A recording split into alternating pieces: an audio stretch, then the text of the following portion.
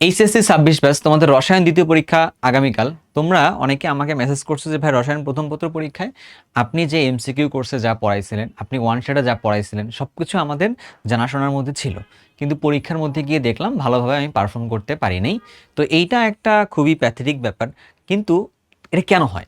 এই জিনিসটা হওয়ার পিছনে বেশ কিছু কারণ আছে। তো এই জন্য ভাইয়া ট্রাই করছি পুরো একটা কোয়েশ্চেন সেট নিয়ে তোমরা যেভাবে পরীক্ষার হলে পরীক্ষা দাও বা দিতা, তো ওই জিনিসটাকে কিভাবে আসলে একটু দিলে তোমাদের জন্য একটু বেটার হয়, তোমরা পরীক্ষায় ভালোভাবে পারফর্ম করতে পারবা, ওই জন্য এই ভিডিওটা করে দেওয়া আর কি। হ্যাঁ, এখানে প্রত্যেকটা প্রশ্নের উত্তর কি হবে বা না হবে এইটার দিকে আমার মূল ফোকাসটা না।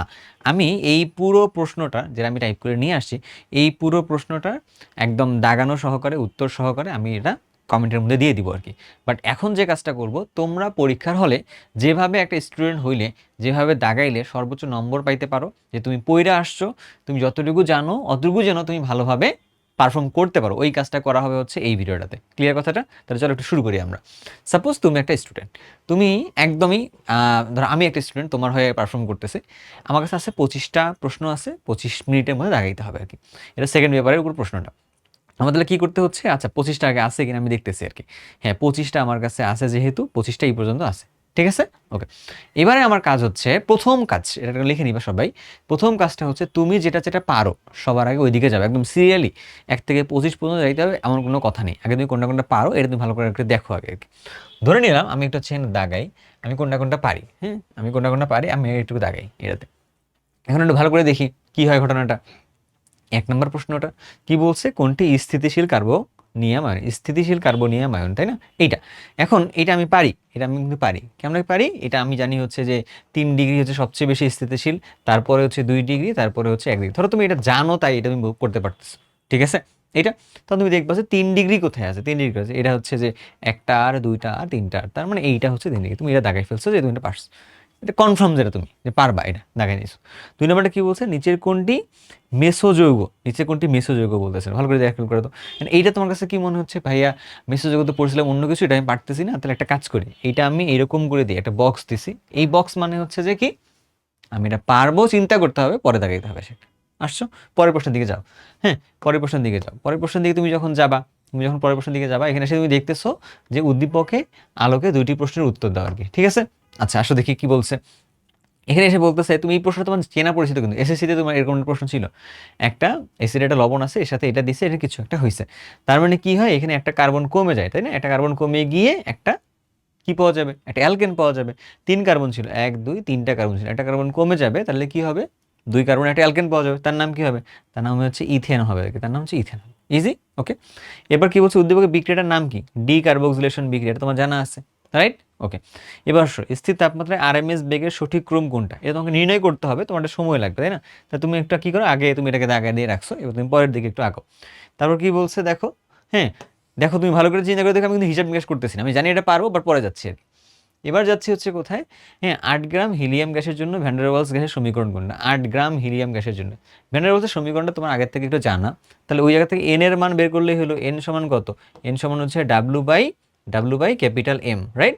তাহলে 8 গ্রাম বলতেছে, তাহলে তুমি এটা কি করতেছো, খালি মুখে করা যাচ্ছে, তাই না? 8/4, তাই না? হিলিয়ামের ভর হচ্ছে 4, তাহলে 2, তাহলে হচ্ছে এন স্কোয়ার মানে 4, আর এন, তাহলে এরকম করে চিন্তা করে দেখতে হবে যে কোনটার সাথে এটা জিনিসটা ভালো হয়ে যায়, P plus N square A divided by V, V minus N B minus N R T, তাহলে কি হচ্ছে, এটার সাথে তো মিলে যাচ্ছে মোটামুটি, তাই না? তাহলে হচ্ছে আমি মোটামুটি এর সাথে মিলে যাচ্ছে, আমি দাগাই দিচ্ছি হচ্ছে এইটা, রাইট? ওকে, গেল। চেনের মানে এখান থেকে 2 ছিল, দ্যাটস ওয়াই দাগাইছি আর কি। এবার যে হচ্ছে আমি নিচের দিকে যাই, চলো দেখো কোনটার সাথে মিলে যায় আবার, যে সেকেন্ডারি নির্দেশক তড়িৎদ্বার কোনটা, সেকেন্ডারি নির্দেশক তড়িৎদ্বার কোনটা। এখন দেখো তোমরা এইটা হালকা পাতলা নলেজ তো তোমার আসি, যে কি বলছে সেকেন্ডারি জন্য কোনটা বলতেছে, 2টা দরিদ্র হয়, একটা প্লাটিন, একটা হচ্ছে কি হয় প্রাইমারি হয়, একটা সেকেন্ডারি হয়। প্লাটিনামটা ছিল, প্লাটিনাম আর হাইড্রোজেন সহকারে যেটা ছিল সেটা হচ্ছে প্রাইমারি, অ্যান্ড বাকি সিলভার এবং মার্কারি সহকারে যেটা ছিল সেটা কি ছিল, সেকেন্ডারি ছিল। তার মানে বলছে সেকেন্ডারি করে, তাহলে এটা হচ্ছে প্রাইমারি, তাহলে এটা হবে না। যদি একটা যদি না হয় তাহলে বাকি 2টা হবে, তাহলে হচ্ছে 2 আর 3 হবে হচ্ছে এটা অ্যান্সারটা। বুঝছো ঘটনাটা? ওকে। এবার যাও পিপিএম এর ক্ষেত্রে কোনটা সঠিক, আমি তো এটা খুঁজে বের করতে পারতেছি না কোনটা ঝামেলা হবে না হবে। তাহলে ঠিক আছে, তুমি জানো না যেহেতু, তাহলে তুমি এটাকে এভাবে রেখে দাও আর কি। তুমি যেটা একদম জানো তুমি সেদিকের মধ্যে আঁকাও। এবার বলছে কি এখানকার মধ্যে কোনটা জারো কোনটা বিজারো কোনটা কি ঘটনা ঘটছে আর কি। তো তোমার মনে হচ্ছে এটা প্যাস লাগে একটু আমার, তাহলে আমি এটা কি করতেছি, যেটা যেটা প্যাস লাগে তো সেটা সেটা ভাইয়া কিন্তু ট্রাই করে না আর কি। হ্যাঁ, যেটা যেটা প্যাস লাগে ভাইয়া সেটা ট্রাই করে নি, ভাইয়া আগেইছে। এবার আসো, তুমি এখানে দেখো এটাদের কেন্দ্রীয় পরমাণু জারণের সংখ্যা কত, এটা কিন্তু ইজি না তোমার জন্য একটু। 6 দুগুণে হচ্ছে 12, এখানে হচ্ছে 2 10, তাহলে হচ্ছে 2.5, রাইট? বুঝি নেই, সবার জন্য একটু ইজি তো। 6 দুগুণে হচ্ছে 12, এখানে 2 গেল, তাহলে কত হলো, বাকি থাকলো 10। তাহলে 4কে 10কে 4 দিয়ে ভাগ করলে কত হবে, 2.5 হবে। তাহলে এটা দাঁড়াচ্ছে আমাদের কাছে কত, এটা হচ্ছে আমাদের কাছে 2.5, কত প্লাস 2.5। পরিবাহিতার একক কোনটা, এই যে ওহম, পার ওহম, ঠিক আছে। তারপরে আমাদের কাছে কি আসতেছে, মোহ, সিমেন্স, তিনটাই কিন্তু পরিবাহিতার এখানে একক। তো তুমি তিনটা দাগাই দিবা, তিনটা তুমি দাগাই দিবা, মানে যেটা তোমার জানা, তুমি জানাগুলো আগে হচ্ছে দাগাই দিছো। তুমি দেখো তুমি জানাগুলো হচ্ছে আগে দাগাইছো, তো দাগাইলাম আমি জানাগুলো। ধরো তোমার কাছে এটা কনফিউশন, হ্যাঁ ধরুন তুমি জানো না আর কি, এই যে পরিবাহিতার একক যে তিনটা এরকম টাইপের হয়। ধরো তুমি জানো না, আমি একটা কাজ করি, ধরো ধরো তুমি এটা কি করো, তুমি এটা জানো না, ধরো তুমি এটা জানো না, আমি দাগাই দিচ্ছি দেখো। হ্যাঁ, ধরো তুমি এটা জানো না, ঠিক আছে, তোমার একটা কনফিউশন আছে, তুমি জানো না এটা। এবার তুমি যাও পরের দিকে। এবার কি বলতেছে এখানে, যে এইখানকার সাথে কোষ বিক্রিয়ার নার্স ইকুয়েশন আসলে কোনটা হবে আর কি। নার্স ইকুয়েশন কোনটা হবে এটা তোমার মোটামুটি একটু আইডিয়ার মধ্যে থাকার কথা, তাই না? না থাকলে সমস্যা নেই, চলো একটু আমরা দেখাই দিব না এদিকে। না থাকলেও সমস্যা নেই, না থাকলেও সমস্যা নেই, আমি একটু তোমার দেখাই দিব না।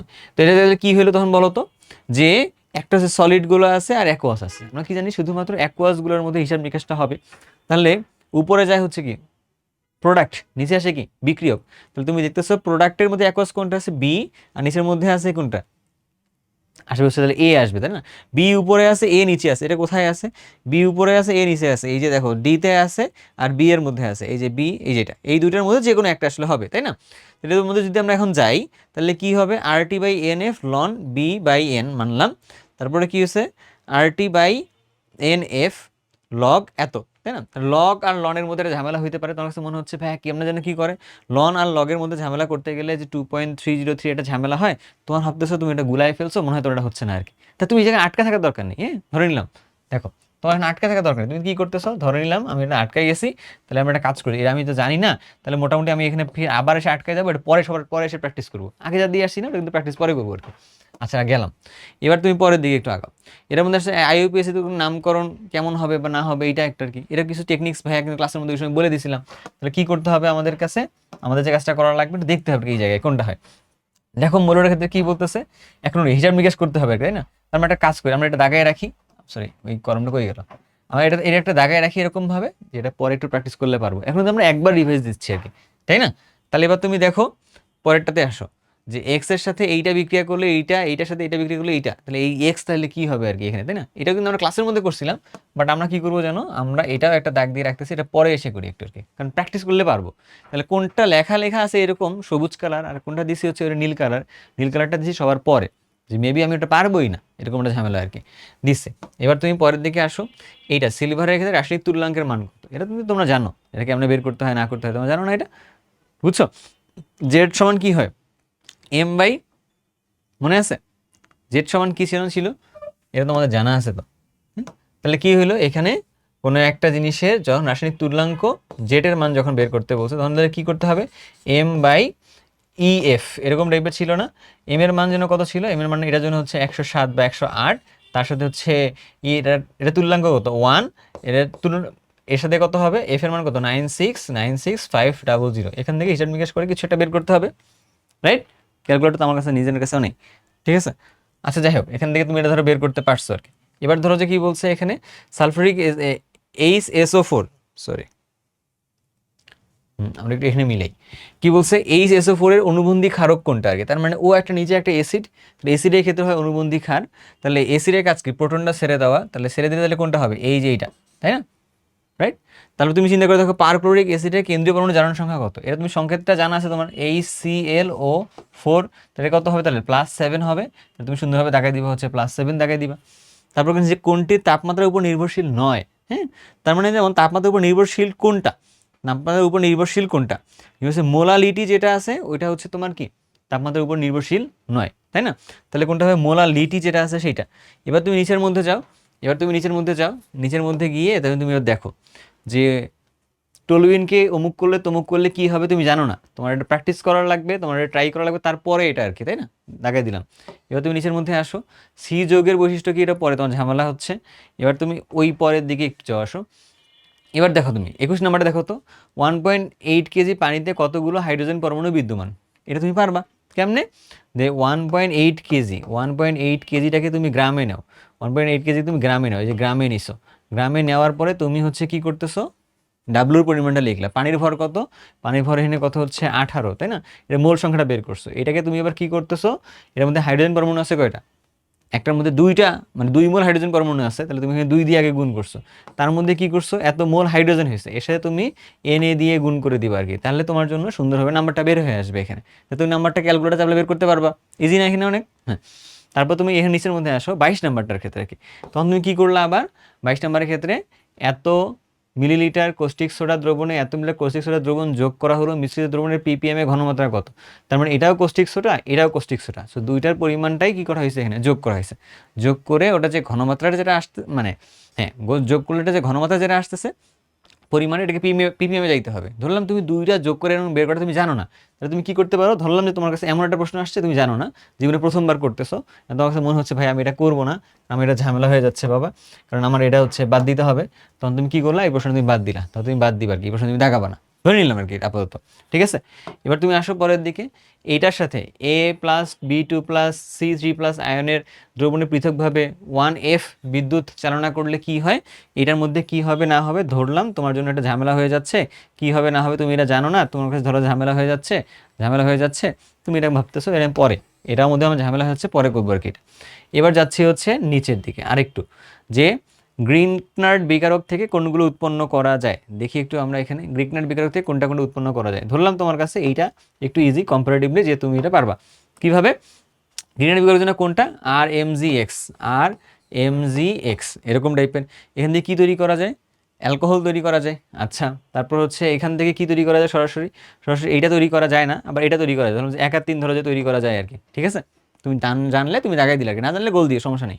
এবার আসো, যে এর সাথে কি, এটা হচ্ছে RnH2, অর্থাৎ একটা অ্যামিনের সাথে এটা বিক্রিয়া দিছো, এটা দিছো 60°C তাপমাত্রা, এটা কি জানো, কার্বিল অ্যামিন পরীক্ষা আর কি, এটার নাম কি, এটা হচ্ছে কার্বিল অ্যামিন পরীক্ষা। তাহলে কার্বিল অ্যামিন পরীক্ষা এটা 1 নাম্বার ট্রু, অ্যারোমেটিক অ্যামিনের ক্ষেত্রেও প্রযোজ্য, এটা কথা সত্যি। তারপর হচ্ছে কি, এত দ্বারা ক্লোরোফর্ম শনাক্ত করা যায়, ক্লোরোফর্ম শনাক্ত এরা সত্যি, তো 3টে দাগাই দিছো। এইবার তোমার ঘটনা হচ্ছে যে চলো আমরা এই পুরো জিনিসটাকে একটু সাম আপ করে নিয়ে আসি, পুরো জিনিসটাকে একটু দেখি কি ঘটনা ঘটছে কেন। আমরা যতক্ষণ ধরে দাগাইলাম, প্রথমবারে যখন আমরা এমসিকিউ পুরোটা দাগাইলাম, খেয়াল করে দেখো তো, যে আমরা কিন্তু প্রেশার নিই কোনো কোনো সলভও করি নাই, চিন্তাও করি নাই, তাহলে কী করছি, শুধুমাত্র হচ্ছে যে এক কথায় যেটা যেটা অ্যান্সার করতে পারতেছিলাম আমি আগে ওইটা দাগাই ফেলছি আর কি। এবার আমি দেখি কি করছি, তাহলে এই যে একটা, তারপরে যে দুইটা, তারপরে হচ্ছে দেখো তো 3টা 4টা 5টা, তারপরে হচ্ছে 5টা, তারপরে হচ্ছে 6টা 7টা, তারপরে হচ্ছে 8টা, এই যে 9টা, হ্যাঁ 9টা, 9 হচ্ছে 10, এই যে 11, তাহলে আমার কাছে ইন টোটালি 14টা আমি প্রথম ধাক্কায় দিয়ে ফেলছি, যেটা যেটা আমি পারি, প্রথম ধাক্কা আমি দিয়ে ফেলছি। বাকি আছে তোমার কাছে কতটুকু, বাকি আছে তোমার কাছে হচ্ছে যে আর 11টা প্রশ্ন বাকি আছে, 11টার মধ্যে যে প্রশ্নগুলো আছে ওই প্রশ্নগুলো এবার তোমার বসে বসে কি করতে হবে, বসে বসে সলভ করা লাগবে। তার মধ্যে তুমি এখন 2টা প্রশ্ন জানো যে তুমি এখন সলভ করলে পারবে না, তাহলে এই যে 12 নাম্বারটা আর ধরলাম আমাদের কাছে কোনটা, আর বাকি আছে হচ্ছে এই 22 নাম্বারটা, এই দুইটা তোমার কাছে এমন প্রশ্ন আসছে তুমি এটা আগে কখনো ট্রাই করো নি আর কি, হ্যাঁ, বাট তোমাকে এখন এই প্রথমবার ট্রাই করে অ্যান্সার করতে হবে, তো দ্যাটস ওয়াই এটা তুমি সবার শেষে করবা। এবার তুমি জানো যে কোনটা কোনটা আগে করা লাগবে আর কি, এটা তুমি আগে করতে গেলে তোমার একটু ভাই 3টা প্রশ্ন ত্যাগ করা লাগবে, ভালো পরিমাণে সময় যাবে। এতে তুমি কি করো, তুমি এসে দেখো এক কথায় কোন কোন প্রশ্নগুলো ছিল যেগুলো তুমি একবার ট্রাই করলে পারবা, এটা এক কথায় ছিল তুমি একটু ট্রাই করলে পারবা, তারপর ধরো এটা এক কথায় ছিল তুমি ট্রাই করলে একটু পারবা, তারপর ধরো যে এই যে এইটা একটা বাকি, এটা একটা বাকি, এগুলো মানে এই যে দেখো যতগুলো জিনিস আমরা বাকি রাখছি ম্যাক্সিমাম কেসে, তুমি খেয়াল করে দেখো সেই বাকি রাখা জিনিসগুলো কেমন ছিল আর কি, যে 3টা করে অপশন দেওয়া আছে, 3টা করে টেস্ট করে দেন একটা অ্যান্সারের দিকে আসতে হবে। তার মানে আমরা ট্রাই করছি কি, যে সকল প্রশ্নের মধ্যে আমাদেরকে ফোকাস দিলে আচ্ছা একটা বেশি সময় যাবে ওই প্রশ্নগুলোকে আমরা শুরুর দিকে একটু অ্যাভয়েড করে গেছি। সো তুমিও এই কাজটা করবা, অ্যান্ড এর পরবর্তীতে তুমি যখন এসে পরবর্তীতে ওই ক্লাবে সলভ করতে যাবা, যেটা পারো নাই সেটা না হয় আশেপাশের বন্ধুবান্ধবদের সাথে কথাবার্তা একটু বলে এটাকে সলভ করে নিয়ে আসলা, অথবা হচ্ছে যে নিজে একটু মানে অপু 10-20 করে দেখাই দিলা, এরকম করে কিছু একটা করলা, বাট সেগুলো পরে বাট প্রথম ধাক্কায় তোমার হচ্ছে যেগুলো তুমি পারো তুমি এগুলো দাগায় দিয়ে আসবা। কিন্তু আমরা একটা ঝামেলা কী করি, প্রথম ধাক্কায় আমরা যেটা পারি এটা না দাগায়, প্রথম ধাক্কায় আমরা যেটা পারি আমরা এটা না দাগায়, আমরা প্রথম ধাক্কায় এগুলো সলভ করতে চাই। হোয়াট ইফ তুমি এরকম সলভ করতে গেছো, এই যে ওকে, হঠাৎ তুমি এরকম করতে গেছো কি 1-এর পরে 2 করতে গিয়ে এখানেই তুমি হচ্ছে 1-1.5 মিনিট পার করে দিছো। তুমি এটা 5-এর পরে হচ্ছে তুমি 5-এর মধ্যে এসে অনেকক্ষণ আটকায় গেছো। তুমি হচ্ছে ধরলা এই যে 8-এর মধ্যে এসে অনেকক্ষণ আটকায় গেছো, 9-এর মধ্যে আটকায় গেছো, তুমি হচ্ছে 11-এর মধ্যে আটকায় গেছো। তোর মাথা তো আউলাই যাবে। তোমার মনে হবে কি আমার দ্বারা মনে হয় আর এই পরীক্ষায় ভালো করা পসিবল না। তখন তো তোমার আসলে মোটিভেশনটাই হারায় যায়। আর তখন তোমার দ্বারা দেখা যায় যে কি এই প্রশ্নের মধ্যে এদিকে আর আসা হয় না, এদিকে সহজ প্রশ্ন থাকলেও তুমি দেখা যায় যে ভালোভাবে পারফর্ম করতে পারো না। সো দ্যাটস ওয়াই তোমরা যদি আমার এই কথাগুলো খুব মনোযোগ সহকারে শোনো, প্রথম কাজ হবে পুরো প্রশ্নটাকে একটু ভালো করে পড়ে সেই প্রশ্ন থেকে তুমি যেগুলো ভালোভাবে পারো তো সেগুলো আগে তুমি দাগাই ফেলবা। এক ধাক্কায় তুমি দেখবা 13 থেকে 14টাই পারবা। 2 নাম্বার কাজ হচ্ছে এগুলোর মধ্যে থেকে যেগুলো সহজ, যেটা তুমি পারো নাই দাগ দিয়ে গেছো, ওই জিনিসগুলোকে সবার আগে ভালোভাবে প্র্যাকটিস করা। 3 নাম্বার কাজ হচ্ছে যেগুলো তুমি পারবাই না সবার শেষে সেটা প্র্যাকটিস, সেটা মানে চেক করা অ্যান্ড সেটার মধ্যে অ্যান্সারটা করে নেওয়া আর কি। এই প্রশ্নের সম্পূর্ণ অ্যান্সারটা কি হবে না হবে, হ্যাঁ কয় নাম্বার প্রশ্নের অ্যান্সার কী হবে আমি সুন্দরভাবে দাগায়ে এটা দিয়ে দিব হচ্ছে কমেন্টের মধ্যে, তোমরা সেখান থেকে অ্যান্সার পাইতে পারবা। এই প্রশ্নটাও খারাপ প্রশ্ন না, প্রশ্নটা একদম মোটামুটি স্ট্যান্ডার্ড প্রশ্ন আর কি এই তোমাদের সেকেন্ড পেপারের জন্য, এখান থেকেও দেখতে পারো, ঠিক আছে। আর এই টেকনিকগুলো অবলম্বন করে তুমি যদি এখন অ্যান্সারটা ভালোভাবে দিয়ে আসতে পারো দেখবা তোমার সেকেন্ড পেপার পরীক্ষাটা ভালো হবে। এখন তোমার পরীক্ষার মধ্যে তোমরা যে কাজটা করতে পারো না, অন্যান্য চ্যাপ্টারের জন্য কীভাবে প্রিপারেশন নিবা কীভাবে না নিবা এই সব কথাবার্তাগুলো ভাইয়া বলে রাখছিলাম। ভাই কোথায় বলে রাখছি এটা, ভাইয়া বলে রাখছি হচ্ছে আমার ইউটিউব চ্যানেলের মধ্যে বলে রাখছি।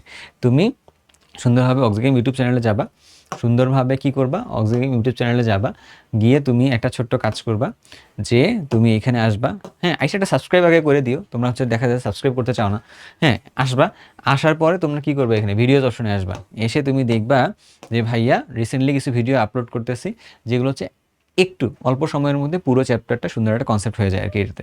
আর তুমি দেখবা যে এই যে এই ভিডিওটা দেখবে আর কি যে তোমরা একটা চ্যাপ্টারে কোন জিনিসগুলো বাদ দিচ্ছ, কোন জিনিসগুলো পড়তেছো, হ্যাঁ ম্যাক্সিমাম স্টুডেন্ট কোনটা বাদ দিতেছে আর কি, এখান থেকে আসলে এই অ্যানালাইসিসটা একটু ভালো করে দেখবা, তাহলে তোমার জন্য দেখবা সম্পূর্ণটা অনেক ইজি হয়ে যাবে প্রিপারেশন নেওয়াটা। তো তোমাদের প্রিপারেশনটা ইজি হোক, তোমার পরীক্ষায় ভালো করো, ভাইয়ের সর্বোচ্চ মন থেকে এটাই চাই। সো আজকে এই পর্যন্তই, ইনশাল্লাহ বাকি কথাগুলো অন্য ভিডিওর মধ্যে হবে। আল্লাহ হাফেজ।